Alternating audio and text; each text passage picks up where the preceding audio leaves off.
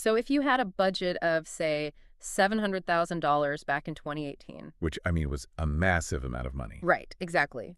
You could comfortably go out and buy a sprawling estate in almost any suburb. You'd get, the acreage, multiple bedrooms, that perfect school district, and honestly, you'd probably still have some budget left over to furnish the place. Yeah, you really would. But today, if you are stubbornly holding on to that exact same budget and expecting that exact same house, refusing to compromise on this massive list of must-haves, it's not actually making you a disciplined buyer. Mathematically, it is, it's the fastest way to bankrupt your future. It's a devastating psychological trap. It really is. Because human beings are wired to believe that holding out for our ideal scenario, waiting for perfection, is a form of self-control. Yeah, like you're being responsible. Exactly. But when the underlying math of an entire market shifts around you, patience actually stops being a virtue. It becomes this luxury tax that basically compounds every single month that you refuse to face reality. And untangling that trap is exactly our mission for you today in this deep dive. We are exploring the hidden costs of rigid must-have lists and really the very dangerous allure of market nostalgia. Which is such a great term for it. Yeah, market nostalgia. So our intel for this comes from some highly detailed market research by the Cyr Team. That's Vincent and Jane Cyr at Real of Pennsylvania. Right. And they've compiled and analyzed this massive data set of real estate transactions starting in 2018 and going all the way through May 2026. So our goal here is to help you unstick your brain from those expired price tags, stop inadvertently financing your own nostalgia, and start making major life decisions based on the actual board we're playing on today. Because the data they've pulled together, it paints an incredibly stark picture of what happens when stubborn human psychology collides with, cold, unforgiving market mechanics. Yeah. We are seeing a fundamental disconnect between memory and mathematics. To set the stage for you, I want you to think about it like this. Imagine you are trying to navigate a major city. But over the last, say, 4 or 5 years, that city has completely rebuilt its infrastructure. Right. Bridges are gone. Highways are moved. Exactly. New highways are up. One-way streets are completely reversed. But you are stubbornly holding on to this printed map from 2018. You've got your route highlighted. You know exactly where you want to turn. And you feel incredibly disciplined for refusing to deviate from your route. But you're just crashing. Right, because the actual asphalt underneath you has changed. You are just driving your car repeatedly into brick walls. And you blame the city planners, you blame the traffic, you blame the car. But the brutal reality is simply that the map is broken. That analogy perfectly captures the friction buyers are experiencing right now. Because to understand why that 2018 map is causing so many people to crash today, we really have to look at the ground underneath us and how, quite literally, the physical footprint of what your money buys has been quietly shrinking while everyone was just staring at interest rates. Let's get into the raw data on that, because the numbers from the Cyr Team, they absolutely prove why holding out for that holy grail house, the one that checks every single box on your old map, is so financially devastating. Yeah, we need to examine this phenomenon they call housing shrinkflation. Yeah, housing shrinkflation. Right. You have almost certainly noticed shrinkflation at the grocery store, right? You go to buy your favorite candy bar or a box of cereal. Oh, yeah, the bags of chips that are half empty now. Exactly. It costs the exact same amount it did last year, so your brain doesn't trigger an alarm. But you open the box and you realize the company just gave you like 20% less product. The price didn't change, but the purchasing power of your money completely evaporated. Right. So the Cyr Team's data shows this exact phenomenon happening in real estate, but on a massive life-altering scale. The price band for a home has stayed fixed in buyers' minds, but the physical square footage delivered for that money has just vanished. The numbers on this are genuinely shocking. Let's look at Chester County, Pennsylvania, for example. If you had a budget between $600,000 and $750,000 in 2018, that money bought you a median of 3,735 square feet of above-grade living space. And just to be clear on the terminology for a second, above grade means the actual livable floors above ground. We're not talking about, a padded basement or a finished garage. Right. This is massive, beautiful primary living space. Yes. But fast forward to 2025. That exact same budget, not a single penny less, now buys only 2,377 square feet. Which is a loss of roughly 1,360 square feet. Wow. You are losing about 36% the physical house for the identical budget. Yeah. And sometimes percentages are, they're hard to visualize, so think about what 360 square feet actually represents in the real world. That's practically a whole other house. It is an entire starter home that is a massive family room, a primary suite, 2 extra bedrooms, and a home office, just completely erased from the floor plan. And this isn't just an isolated blip in one zip code either. In neighboring Delaware County, the $450,000 to $550,000 price band saw a very similar plunge. It dropped from 2,497 square feet all the way down to 1,800 square feet. So that's a 28% loss of physical space. Right. And the underlying mechanism driving this whole thing is the absolute explosion in the price of a single square foot. In Chester County, it jumped from $150.66 a foot up to $268. Delaware County went from $131 to $231.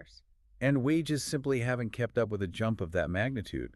I mean, when your income dictates that your total budget has to stay fixed, the only variable left in the equation that can possibly give way is the size of the home itself. Okay, let's unpack this. Because if I'm listening to this right now and I realize that everything is just getting smaller and substantially more expensive, why isn't the smartest strategy just to refuse to play? Right, just opt out. Yeah, why not just sit on the sidelines, throw my money in a high-yield savings account, and wait for the market to, quote-unquote correct so I can get my 2018 value back? What's fascinating here is that the market absolutely does not care about our memory or our sense of fairness. It really doesn't. No. Waiting feels like a free option to us. It feels safe. You think, oh, I'll just pause. But in an environment where the price per square foot continues this upward climb, waiting is actually an active, highly expensive choice. It costs you to wait. Exactly. The buyer who passes on a compromise home this spring to wait for the right one to magically appear isn't just standing still. They are actively choosing to re-enter a fundamentally more expensive market in the fall.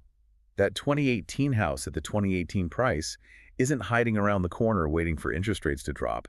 It is permanently retired. It's like you're standing on a treadmill that is slowly speeding up, and you think taking your hands off the controls and standing still is the safe move. Right. You're just going to get thrown out the back. Exactly. And it actually gets significantly worse because we've only talked about the physical size of the house shrinking. We haven't even touched on how much it costs to actually occupy that smaller footprint. Which brings us to what the data calls the double squeeze. Because at the end of the day, most buyers don't feel the abstract price of a square foot. They feel the reality of their monthly mortgage payment. The actual check they write every month. Exactly. And two brutal economic forces collided at the exact same time. The physical home shrank while mortgage rates more than doubled, jumping from your 3% up to above 6.5%. If you're listening to this right now and your stomach is starting to drop, you are definitely not alone. It feels incredibly unfair. But we really have to look at the math on this double squeeze to understand how to beat it. Yeah, let's look at the numbers. Let's take that Chester County $675,000 midpoint. We're assuming a standard 20% down payment, looking at just the principal and interest. In 2018, for that sprawling 3,735 square foot house, your monthly payment was $2,749. Okay. Now jump to 2025, your payment balloons to $3,749 a month. That is a 25% larger monthly payment. But remember, you are paying that larger amount for only 2,377 square feet. When you reduce those variables down to a single metric, the reality is just stark. It went from roughly 74 cents per square foot per month in 2018 to about $1.45 per foot in 2025. Wait, hold on. So literally every single square inch of the house costs almost twice as much per month. Yeah. Just to stand in the hallway. Exactly that. Just to stand there. And that is before you even factor in property taxes and homeowners insurance, which have, also climbed, you are paying twice the monthly premium for every single inch of a much smaller house. Which naturally brings up the ultimate buyer protest. When you see numbers like that, the human instinct is to say, well, if older, smaller houses are such a ripoff now, I'm absolutely not buying someone else's problem. I will just take my money, find a builder, build a brand new house, and get exactly what I want. Right. And it's a totally logical thought process on the surface. People view new construction as this escape hatch. They think they can bypass the frustrating resale market entirely. But the data from the Cyr Team absolutely crushes this myth. It does not save you. Not at all. New construction actually costs significantly more per square foot. The builders didn't shrink their product to meet your 2018 budget. They are facing the exact same labor and a material inflation everyone else is. Right. Lumber, copper, labor, it's all up. Exactly. So they just raise the price of the product to protect their margins. The numbers are pretty definitive on this. In Chester County, new builds are sitting around $301 per square foot, compared to the resale market at $268. In Delaware County, the gap is even wider. New builds are commanding roughly $388 a foot versus $231 for resale. It's massive. It is. It's like trying to avoid the high price of a used Honda by deciding to custom build a Ferrari from scratch. You aren't escaping the inflation, you are just volunteering to jump into a much more expensive tier of it. Yeah, turning to new construction doesn't relieve the pressure of the double squeeze. It magnifies it. You are stepping into an even more expensive per-foot reality, usually with smaller lot sizes and, fewer mature trees. So, if the rigid must-have list is grounding you, waiting is mathematically bankrupting you, and new builds are just custom-made Ferraris, how do you actually survive this?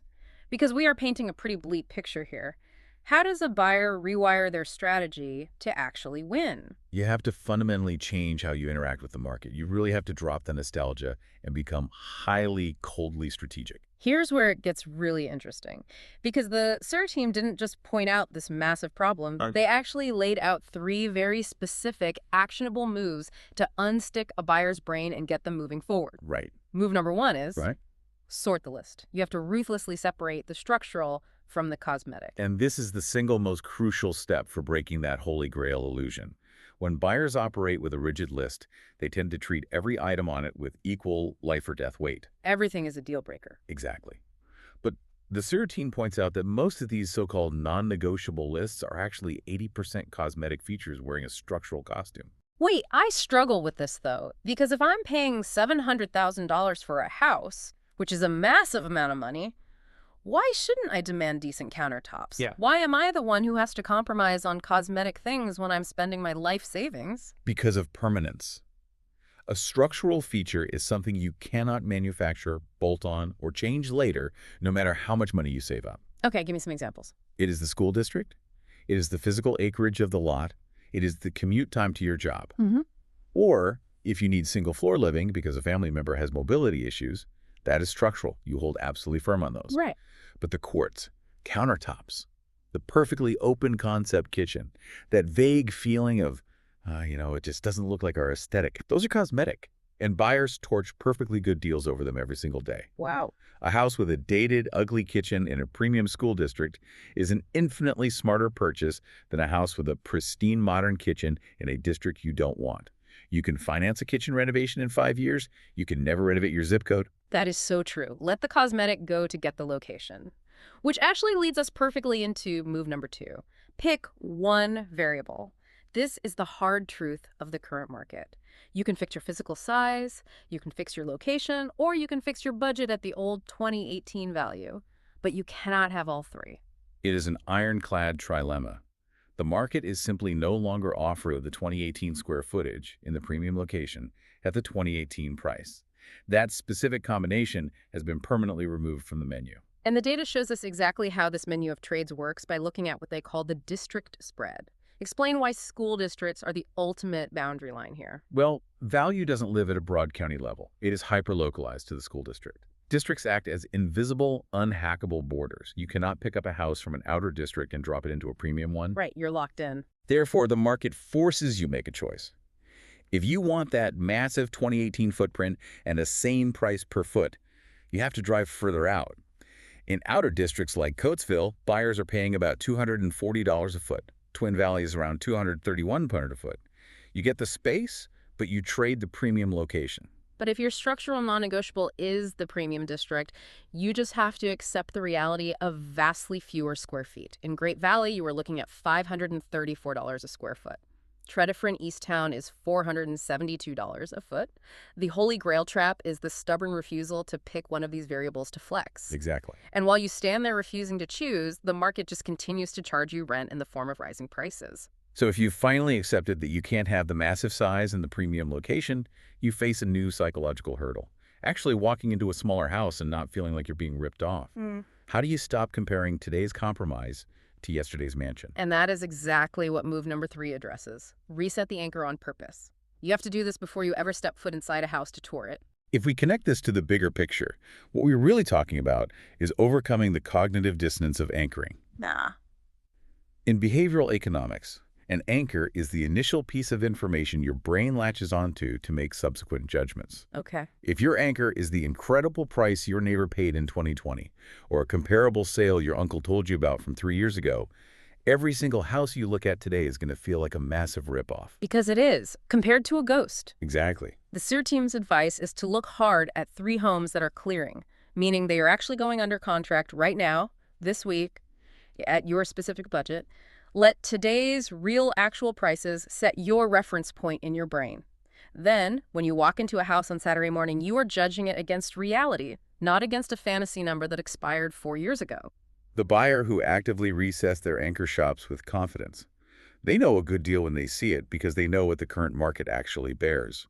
The buyer who refuses to reset their anchor spends months exhausted measuring every living room they walk into against a ghost. It is such a profound shift in mindset, but we have to look at the other side of the coin here too, because the Cyr Team's data highlights something else that is absolutely vital. We have spent this whole time talking about the buyer struggle, but this isn't just a buyer problem. No. This is a universal human psychology problem. And honestly, nothing illustrates this better than the $1 million myth. Oh, the $1 million mark. It is arguably the deepest psychological anchor in all of real estate.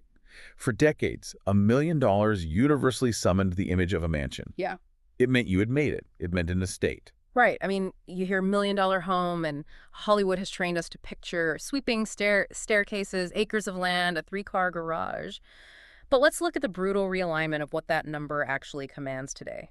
In Chester County in 2018, $1 million bought you an average of 4,682 above-grade square feet. It literally bought the estate. It did. By 2025, $1 million buys roughly 3,284 square feet. In Delaware County, it dropped from 4,379 down to roughly 3,276. Now, to be clear, 3,200 square feet is still a very large, very comfortable house. Oh, for sure. But it is not the sprawling Gatsby estate that the phrase $1 million home conjures in our collective imagination. The numerical figure of 1 million didn't change, but what it commands in the physical world completely shifted. The value changed. Exactly. And the emotional blow to a buyer who worked their whole life to hit that 7-figure mark, only to realize it buys a standard 4-bedroom suburban house, is immense. And this brings us to the ultimate proof that this is just human nature, the seller's mirror. Buyers are not the only ones trapped by nostalgia. Sellers do the exact same thing, just in reverse. Precisely. The rigid buyer and the rigid seller are committing the exact same cognitive error, just on opposite sides of the closing table. A buyer anchors to a must-have list and a low price the market retired. A seller anchors to a peak price, maybe from the absolute frenzy of late 2021 that the market has also retired. Both of them feel like they're exhibiting discipline. Both of them are actually just indulging in nostalgia. And it is so pervasive that even real estate agents fall into this trap. They do. An agent who prices a home based on their gut instinct is often relying on an intuition that was formed $100 per foot ago, and then they are completely shocked when the market either clears much higher or completely rejects their inflated number. This leads to the ultimate rule of economics. You must let the market tell you the value. You cannot tell the market what you think the value should be.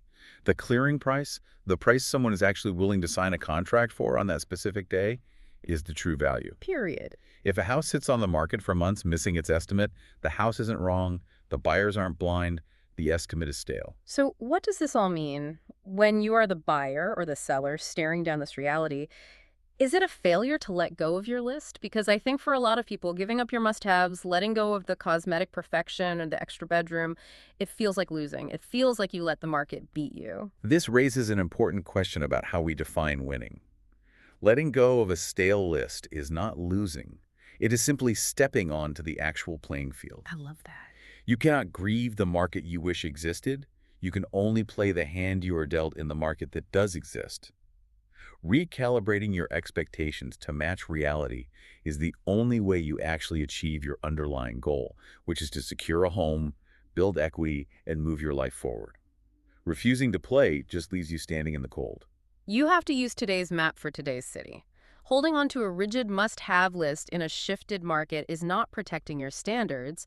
It is financing your nostalgia at 6.5%. Beautifully said. And the truth is, this goes so far beyond just real estate. Whether you are buying a house, negotiating a new salary, or trying to launch a business, you have to play the board exactly as it is today, using today's dollars, today's metrics, and today's reality. If you don't, you're just driving into a brick wall and complaining to everyone about the steering. I think that leaves us with a really vital question to consider. We have talked entirely about real estate data today, but I encourage you to think about your own life. What is your personal 2018 price tag? Oh, wow. What major life decision, a career move you want to make, an expectation you have for a relationship, or a personal goal you've set, are you currently stalling on? Are you trapped in waiting mode because you are secretly measuring your current options against an anchor that quietly expired years ago? That is an incredible thought to end on, because the cost of waiting is never zero. We want to thank you so much for joining us on this deep dive. Take a hard look at your maps, make sure they match the roads you're actually driving on, and we will catch you next time.